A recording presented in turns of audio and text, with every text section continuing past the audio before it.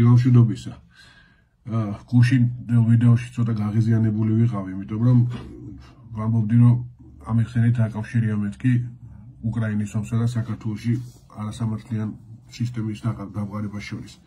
მე რაც კომენტარები იყო და მოკლედ მივედით დასკვნამდე, რომ ეს კავშირი მაინც როგორც ჩანს არსებობს რა. ოღონდ ამას ხმამაღლა ბუნებრივი არავინ არ გვეუბნება. საქმე ისაა, რომ პუტინს არ აწყობს იმ ქვეყნებში, სადაც ის თulis, რომ მისი გავლენა უნდა ვრცელდებოდეს, არ აწყობს დასავლური დემოკრატიის დამკვიდრება და სამართლიანი სისტემის დამკვიდრება, კანონის უზენაესობა, დამოუკიდებელი მართლმსაჯულება და ასე შემდეგ. იმიტომ რომ დამოუკიდებელ მართლმსაჯულებას, კანონის უზენაესობას მოაქვს ზუსტად დასავლური ტიპის დემოკრატია და კეთილდღეობა და ასე შემდეგ და ეს არ აწყობს. მას აწყობს, რომ ამ ქვეყნებში, რომელიც მისი გავლენის სფეროა და რომელიც ამავე დროს ბუფერული ზონაა რუსეთსა და დასავლეთ ევროპას შორის, იყოს ისეთივე უსამართლო სისტემა, როგორც თვითონ მას აქვს რუსეთში. იმიტომ რომ ეგის შემთხვევაში ეგეთი ქვეყნების მიმართ ევროპის ინტერესიც არ არის და შესაბამისად ესეც ხშირად არის. ხო და თუ რომელიმე ესეთ ქვეყანაში დამყარდა კანონის უზენაესობა, დემოკრატია და ასე შემდეგ, ეს იქნება სახიფათო პრეცედენტი, იმიტომ რომ მე ეს სისტემა გავრცელდება სხვა ქვეყნებშიც აუცილებლად, იმიტომ რომ ეს კარგი სისტემაა, სადაც ადამიანებს მოწონთ ცხოვრება. და ბოლოს ეს ბუფერული ზონა აღარ იქნება და ეს დემოკრატიის ვირუსი, ასე ვთქვათ, შეაღწევს რუსეთშიც და ეს არის სახიფათო პრეცედენტი მისთვის. ეს არის პუტინი დღეს არის ავტორიტარული არასამართლიანი სისტემის ერთ-ერთი მთავარი წარმომადგენელი და მისი ბუნებრივია მისი დამცველი და ადვოკატი. ხო და ეს კავშირი არის, რომ ეხლა ყველაზე დიდი ტრაგედია ის არის ჩვენი ქვეყნის, რომ ჩვენი მთავრობა ქართული ოცნება დათანხმდა ამას რა, რომ დაამყარებს ქვეყანაში უსამართლო რეჟიმს იმის სანაცვლოდ, რომ რუსეთთან კონფლიქტი არ იქნება. თვითონ სამაგიეროდ იცხოვრებენ სიმდიდრეში, ფულიც ექნებათ, ყველაფერი ექნებათ, ყველგან ივლიან, შვილებს განათლებას მისცემენ დასავლეთის უნივერსიტეტებში, მაგრამ ხალხი იცხოვრებს უსამართლო სისტემაში. მაგრამ ეს არის ჩიხი საბოლოო ჯამში, თუ დაუკვირდები, ჩიხია რა. არ არის ეს სწორი გადაწყვეტილება, რომ უსამართლო სისტემას ადამიანი ვერ გულს. ღმერთმა ეგეთი შექმნა ადამიანი, რომ ის უსამართლო სისტემაში ვერ ცხოვრობს და უსამართლო სისტემიდან არ გარბის. ამ უსამართლო სისტემას ებრძვის პერიოდულად რა. ანუ უსამართლო სისტემა არის ერთი ვარიანტი, ან მუდმივი არასტაბილურობის წყარო, იმიტომ რომ მუდმივი არის ხალხი მუდმივად ჯაყდება რა. ან თუ ეს არა, მაშინ ეს არის ტვინების გადინების მიზეზი ხდება ქვეყნიდან. ანუ ყველაზე ჭკვიანი ხალხი ქვეყნიდან გარბის. ხო და ამის მაგალითი შეიძლება მოვიყვანოთ, ეგრეთ საბჭოთა კავშირი რატო იყო ჩაკეტილი ქვეყანა. ახალგაზრდებს არ ახსოვთ, მაგრამ მე 22 წელი გავატარე საბჭოთა კავშირში და კარგად მახსოვს ყველაფერი. დასავლეთ ევროპაში ფაქტიურად ვერ წახვიდოდი. რაღაცა განსაკუთრებული სტატუსი უნდა გქონოდა, რომ დასავლეთ ევროპაში წასულიყავი. სხვანაირად იმდენი უწყება უნდა მოგევლო, მიკროსკოპით გაკვირდებოდე, სანამ უფლებას მოქცევდნენ, რომ ქვეყნიდან გასულიყავი. ეხლა ხო ის პრობლემაა, რომ ვიზას აიღებ თუ არა მაგალითად დიდ ბრიტანეთში. დასავლეთ ევროპაში თუ ვიზოთ დავდივართ, მაგრამ ამერიკაში, დიდ ბრიტანეთში, თვითონ ამერიკა და დიდი ბრიტანეთი თუ მოქცევენ ვიზას, ეგ პრობლემაა. მაშინ პრობლემა იყო თვითონ ესენი თუ გაგიშვებდნენ ქვეყნიდან, შენი საკუთარი მთავრობა. და უმეტეს შემთხვევაში არ გიშვებდნენ, უარს გეუბნებოდნენ. და შანსი არ იყო ადამიანი, ჩვეულებრივი ადამიანი თავისუფლად წასულიყო დასავლეთ ევროპაში ან ამერიკაში. არ არსებობდა. შედარებით იოლი იყო იქ ბულგარეთი, რუმინეთი, ეგეთ ქვეყნებში, რომელიც საბჭოთა კავშირის გავლენის ქვეშ იყო. რატო ხდებოდა ეს? იმიტომ რომ ხალხი უსამართლო სისტემიდან ხალხს გაქცევის სურვილი ჰქონდა და თავისუფლად რომ იგეცა წასვლის საშუალება, დაიცლებოდა ქვეყანა ჭკვიანი ხალხისგან პირველ რიგში. და ეს ცუდი იყო როგორც შიგნით საბჭოთა კავშირის შიგნით პროპაგანდისტვის, თუმცა ყველაზე მაგარი ქვეყანა ვართ და საბჭოთა ადამიანი ყველაზე ბედნიერია რომ იძახდნენ და ასევე საერთაშორისო პრესტიჟისთვის საბჭოთა კავშირის და ასევე ეკონომიკისთვის და ყველაფრისთვის. ამიტომ ჩაკეტეს. რკინის ფარდა. ჭურმა ნაროდოვ ხო ეძახდნენ ეგ ერთმა რუს მომწერალმა უწოდა. ერების ციხე. ეგ არის ციხეა რა, არსად არ გიშვებენ, აქ უნდა იყო. ხო, პლუს ხელფასი გექნება თვეში 120 მონეტი საშუალოდ, მეტი არა. იმიტომ რომ ბევრი ფული თავისუფლებაა. ძალიან ბევრი ფული მონობაა საბოლოო ჯამში. ბიძინა ივანიშვილს მილიარდები აქვს და ქუჩაში ვეღარ გამოდის. მაგრამ რაც მეტი ფული გაქვს, მეტ უფრო თავისუფალი ხარ. მაგრამ ეს სხვა თემაა. ხო, გარდა ამისა, იქ რა ქვია, ბერლინში რატო ააშენეს კედელი?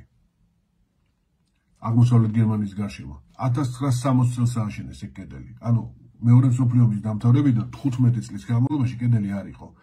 და აღმოსავლეთ გერმანიიდან დასავლეთ გერმანიაში თავისუფლად შეგეძლო გადასვლა. აღმოსავლეთ ბერლინიდან დასავლეთ ბერლინში და ხალხი გარბოდა მთელი ოჯახებით. და ის გედერის უფროსი ვინც იყო, ხონეკერი არ იყო მაშინ, მე მგონი სხვა იყო მანამდე, ჩავიდა ხრუშჩოვთან და მიშველეო უთხრა რამეო რა, მირჩიე რა გავაკეთო, ხალხი გარბისო. და ის გარეშე დავრჩებიო მალე, მოსახლეობის გარეშეო. რატო გარბოდა ხალხი? იმიტომ რომ უსამართლო სისტემა იყო და იქით იყო სამართლიანი სისტემა და იქით გარბოდნენ მაგიტომ და ხრუშჩოვმა ურჩია მე რომ კედელი ააშენეო შეჩება. და ერთ ღამეში ააშენეს კედელი. ხალხი გამზადებული იყო წინა საღამოს გაემზადნენ მთელი ბარგები ჩაალაგეს რომ გადადიან დასავლეთ ბერლინში და დილით გამოვიდნენ და კედელი დახვდათ. ზუსტად ეგრე იყო მართლა. და მე ხალხი იმას რო ქვია მაინც პოულობდა გაქცევის საშუალებას გვირაბებს თხრიდნენ და იმას რო ქვია ერთი ტიპი გაიქცა საჰაერო ბურთი გააკეთა თვითონ. მთელი ოჯახი თავისი ჩასვა და გადავიდა რომელიც ანკლავი იყო ბერლინში, იქ დასავლეთ ბერლინის ისე რქვა მე მგონი შტაინშტუკენი ერქვა. სამკლავს, ანუ შუა დასავლეთ გერმანიაში იყო ესეთი პატარა ტერიტორია, ერთი ეზო ფაქტიურად, რომელიც დასავლეთ გერმანიას ეკუთვნოდა. და იქ გადავიდნენ საჰაერო ბურთით.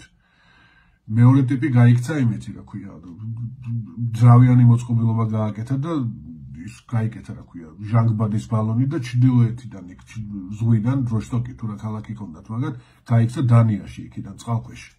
მიცურა დანიამდე. და ეგეთ მეთოდებს პოულობდნენ გაქცევს თუ გარბოდნენ. დასავლეთ გერმანიიდან აღმოსავლეთ გერმანიაში გაქცეული ვინმე გინახავთ? სამხრეთ კორეიდან ჩრდილოეთ კორეაში გაქცეული ვინმე გინახავთ? ჩრდილოეთ კორეიდან თუ გაიქცევი, ისეთი საშინელება ხდება, მე შემთელ შენ ოჯახს უშვებენ ციხეში, შენ თუ გაიქცევი. და თუ დაგიჭირეს კლავენ ეგრევე, მაგრამ ხალხი მაინც გარბის. დაგუგლეთ ეგერ YouTube-შიც ნახეთ, ხო ამას წინათ იყო ვიღაც სამხედრო რომელიც საზღვარზე მსახურობდა გაიქცა. და სხვა მესაზღვრეებმა ესროლეს თავისიანმა მესაზღვრეებმაც და მაგრა დაიჭრა და იმათ გადაარჩინეს მე იქით სამხრეთ კორეაში.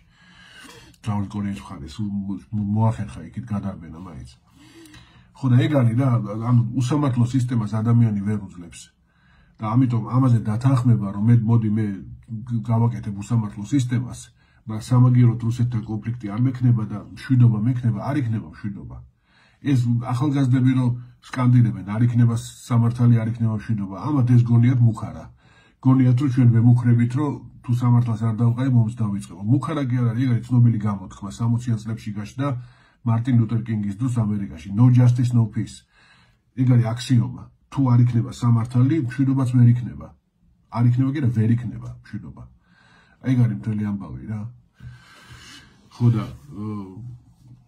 კიდე ერთი მაგალითი მინდოდა მომიყვანა ეგ მონათმფლობელობის პერიოდში სისტემატიურად იმართებოდა ამბოხებები მონების პერიოდულად რატო იმართებოდა იმიტომ რომ უსამართლო სისტემას ვერ გულობს ადამიანი და ჯაყდება რა წელის გაწყვეტამდე რომ მუშაობდნენ პლანტაციებზე და არანაირი უფლებები რომ არ ქონდათ და არაფერი არ ქონდათ და პლუს კიდე როზგით რომ დაძნევდა ის მონათმფლობელი ვინც იყო ის დედამოწყობლი ჯაყდებოდნენ ბოლოს რა და რო აჯაყდებოდნენ 90% შემთხვევებში ახშობდნენ მაგ აჯაყებას და მე თუ ჩაახშობდნენ მე სასჯელი რა ის კი არ იყო საყვედურის გამოცხადება პირად საქმეში შეტანით ისეთი სასტიკი მეთოდები ქონდათ დაჟის წამების რომ წაიკითხო გაგაჟრიალებს ადამიანს მაგრამ მაინც აწყობდნენ ამოხევის შემდეგაც იმიტომ რომ იმ 10% რო იყო შანსი გამარჯვების იმ 10% ერჩივნათ ის ეცადათ ვიდრე ასე თუ ქვია და მომკვდარიყვნენ ვიდრე უსამართლობაში ეცხოვრათ ეგ არის ადამიანის ბუნებაა ეგ ასე რომ აი ეს ამბავია რა და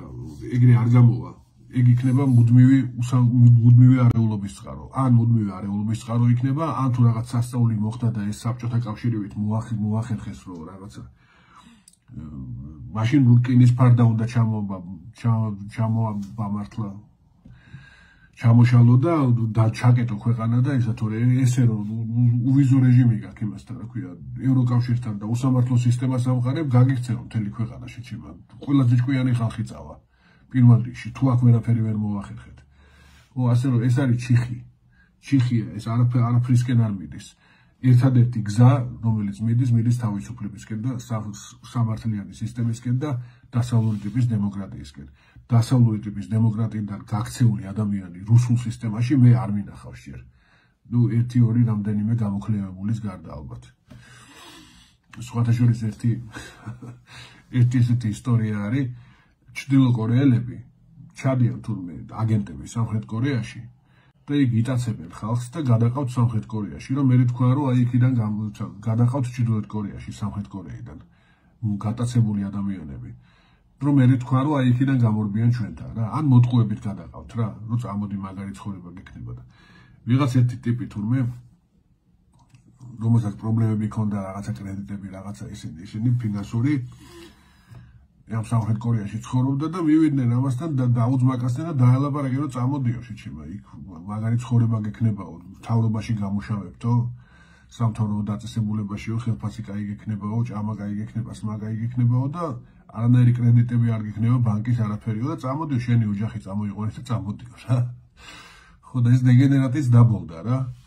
ხო და ცოლი ეუბნებოდა თურმე რომ გიჟი ხო არა ხარო, სად მიდიხარო შეჩება, ჩრდილოეთ კორეაში რა გვინდაო და ეს ეუბნებოდა არა უკაცო იქ შემპირდენო რაღაცებს და წავიდნენ თურმე. თორემ ჩავიდნენ ჩრდილოეთ კორეაში, ჩაახუტეს ამას იმის, რა ქვია, წიგნი რაღაცა, ჩუხჩე თუ რაღაცა იმისი, კიმ ირ სენის რაღაცა ფრაზების წიგნი უზურგაზამაზარი ესეთი და ეს უნდა დაიზეპირო ძმაო პირველ რიგშიო რა. ხო და საშინელება ისეთ საშინელებაში გაიჩიტენ უცბად რომ ნუ კაროჩე ტიპი უკვე აღარ იცოდა დაეკრელა. ბოლოს ტიპთან მივიდნენ და კაროჩე დანიაში გიშვებთო საერთოში სამუშაოთო რა.